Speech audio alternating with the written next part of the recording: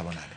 Nitie weche ariyo madongo. Yes. Ma biro osemiyo kendo biro miyo Amerka medo bedo gi gombo kata miyumo mamalo gi siso mar timo ohala kata bedo gi tudruok malong'o gi piny Kenya.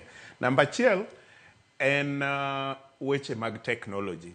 King'iyo region ni ok anyal bedo gi data at hand, yes, but king'iyo kata gi wang'i maoko e region ni Kenya ni malo ki compare gi pinje 5 kata 6 moko moluoro waka kuom weche mag technology, internet gi gik makamago. Omiyo kembe madongo kaka koro mamak ne tiyo negi machalo Microsoft, ohandgi maduong' e bathe koni en piny Kenya, kor ka chorore pinje ma oluoro wagi. Chalo ni Kenya is the landing space, kaeto gimedo choro bedegi ka gidhi Tanzania, Uganda, Rwanda, Burundi gi mamokogo. To Kenya bedo negi kaka kama gipiye, kaeto the uptake ni malo.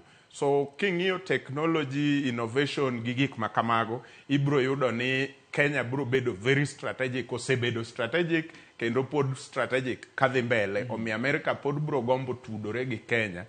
Namba 2 yes, en weche mag governance kata telo.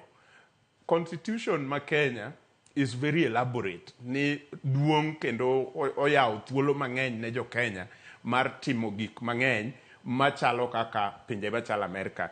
King'iyo constitution mar piny Kenya to gi mar Amerka nitie gik mang'eny madhi kachalre. Mopogore kadang' ikaw constitution mar Amerka timira gi mar Uganda kata imira gi mar pinje moluoro wagi, ibro yudo ka gin gi pogruok maduong'. Koro kopo na Amerka dwaro ni mondo bed gi tudruok gi pinje maayo koni, to Kenya bedo negi mayot kabisa mondo gibed go gi tudruok e weche mag telo, dongruok to gi ohala kata dongo uchumi magwa. Alright, Dr. Mark Matunga. Mogik, yes, nyalo bedo security.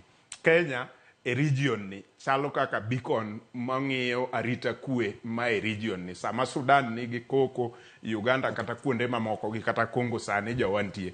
Kenya koro chalo jaduong' mane i jogi mangi rito kwe. To kwe no kowuok to kata ohala ma wawacho ka gi gik mamoko ma wawacho ka disappear. Alright. Dr. Mark Matunga, kawatiko ineno ka strategic